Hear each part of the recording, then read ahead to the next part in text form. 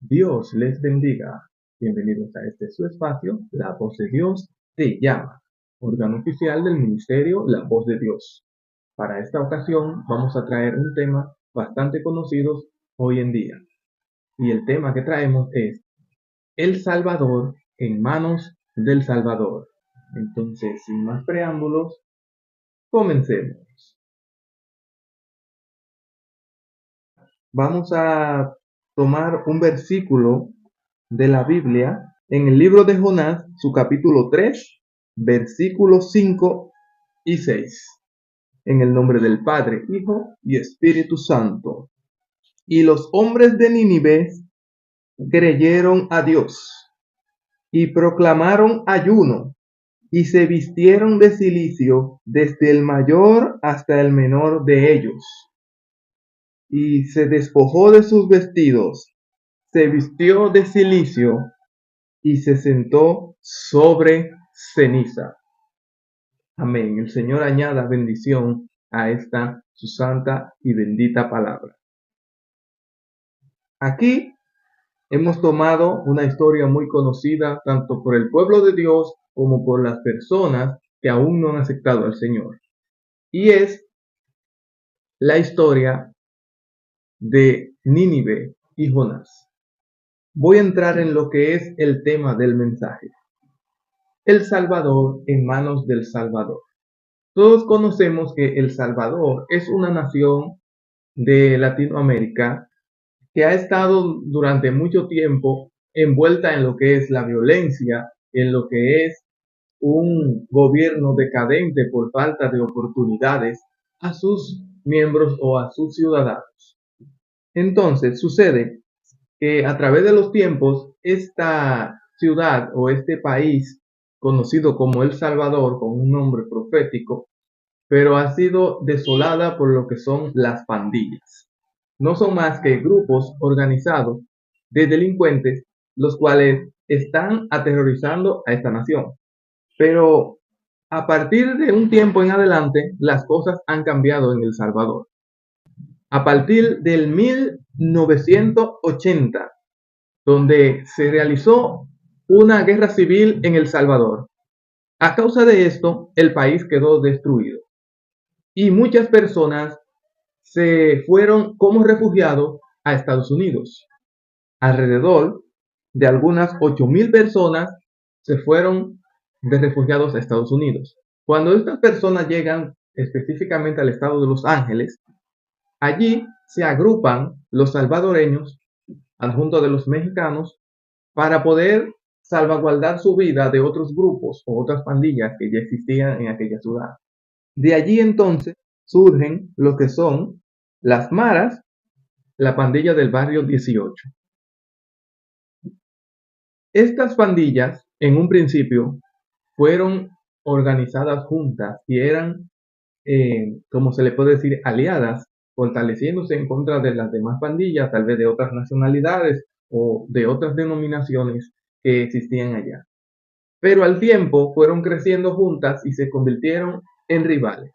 Tanto la banda del barrio 18 como la Mara Salvatrucha eran enemigos a muerte, lo cual desencadenó una ola de violencia en Los Ángeles, California, de tal manera que el gobierno decide extraditarlos a sus países de orígenes. Los que eran de El Salvador, que era la Mara Salvatrucha, todos fueron a El Salvador. Los que eran de el barrio 18, estos fueron extraditados a México.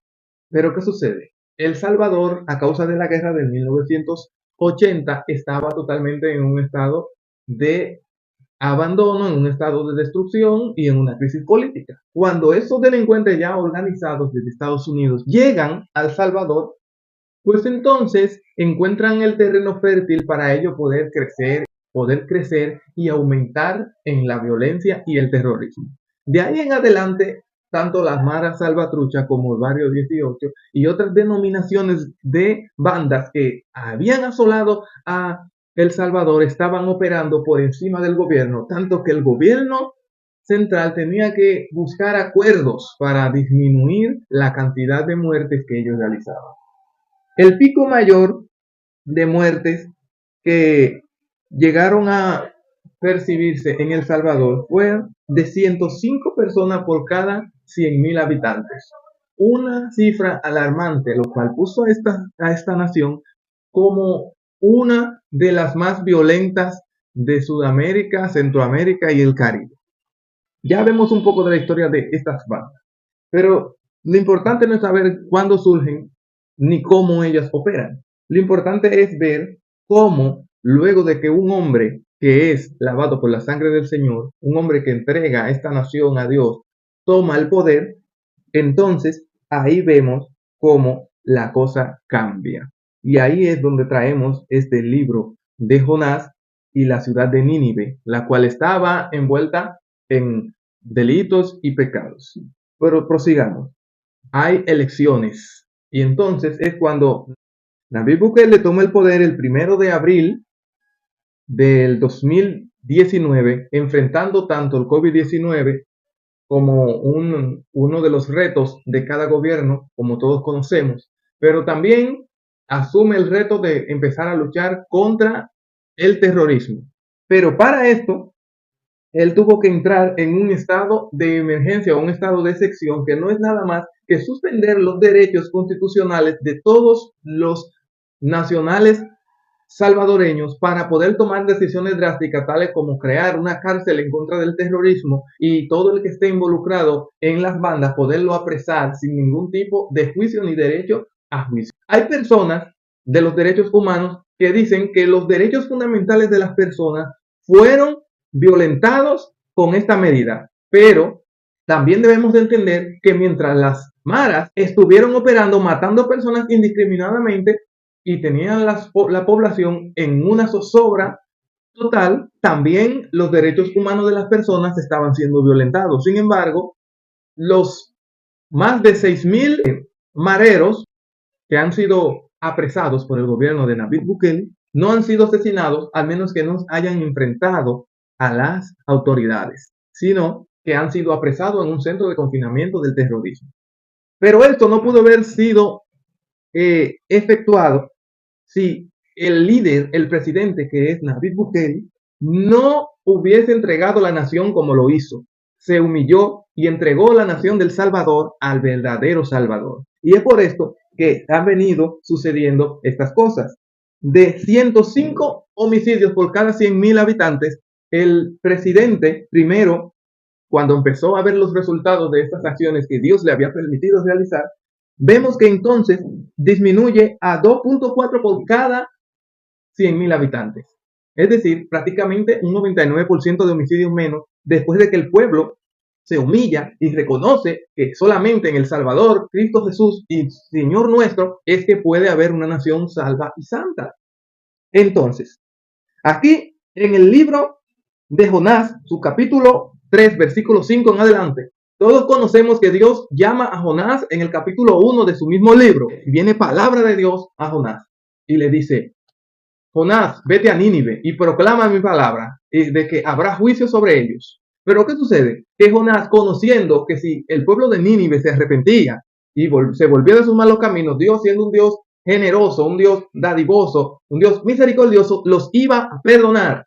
Por lo cual Jonás decide no ir y cumplir con la palabra de Dios. Pero ¿qué sucede? Que en Nínive había un propósito como lo había en El Salvador. Y era de que fuera un hombre de Dios a predicar la palabra para darle una oportunidad. Como hoy El Salvador es uno de los países más seguros del mundo, también Nínive iba a ser transformado a través de la misericordia de Dios. Entonces vemos que Jonás se va, en vez de ir a Nínive, se va a Tarsis. La ciudad de Tarsis estaba totalmente contraria a la dirección que Dios le había mandado. Pero ¿qué sucede? Él toma un barco y se va. Y todos sabemos que cuando está allí en el barco empieza una gran tempestad porque no hay lugar donde el hombre se pueda ocultar de Dios. Entonces cuando él está allí en la barca que quiere huir de Dios, ¿qué sucede? Lo descubren. Entonces él está muy durmiendo tranquilo mientras la barca se hunde. Y los que estaban en la barca le dicen: clama a tu Dios a ver si puedes salvarnos de esta tempestad. Y él reconoce que fue él y él fue tirado al mar. Pero Dios ya tenía un pez preparado para que lo pudiera tragar. Y allí dentro de ese pez tuvo que sufrir el proceso y la transformación que el Salvador sucedió entre reconocer que se necesitaba un cambio de liderazgo, entre reconocer que le necesitaba dar el lugar a Dios. Allí Jonás dentro del pez tuvo que recapacitar. Y cuando él recapacitó y reconoció que él tenía que hacer la voluntad de Dios por encima de cualquier cosa, entonces allí Dios mandó que lo vomitasen en la playa de Nínive y hacer la voluntad. Pero ¿por qué Jonás no quería ir a Nínive? Por la misma razón que las personas no querían ir al Salvador y el contrario, los que vivían allá querían huir a Estados Unidos o a cualquier otro país que no fuera su propio país. ¿Por qué razón? Por la simple razón de que esta ciudad estaba llena de violencia y corrompida. La ciudad de Nínive significa la ciudad de Istar. Istar era la diosa que se adoraba en aquel lugar. Era un lugar idólatra y pagano y totalmente malo, ya que este pueblo tenía historia con el pueblo de Israel, ya que eran malos en gran manera y eran acuñados a la maldad. Entonces, este era el significado del nombre Nínive. El profeta Jonás no quería ni siquiera entrar a aquella ciudad, pero Dios lo había mandado para que le diera esta palabra. Así como Dios cambió al Salvador y lo libró de la magna violencia que sufría y los perdonó.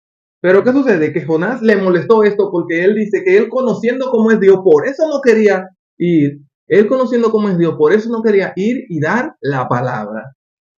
Y dice que se enojó y se fue a lo lejos a ver qué pasaba con esta ciudad. ¿Por qué? Porque él lo que quería era que Nínive fuera destruida. Así como Dios perdonó a Nínive y cambió el Salvador que salvó al Salvador puede salvar tu vida. Solamente a través de Cristo Jesús podemos ser salvos. Nosotros, nuestra vida, nuestra ciudad, nuestro mundo y todo lo que le entreguemos en sus manos puede ser salvo. Escucha, la voz de Dios te llama.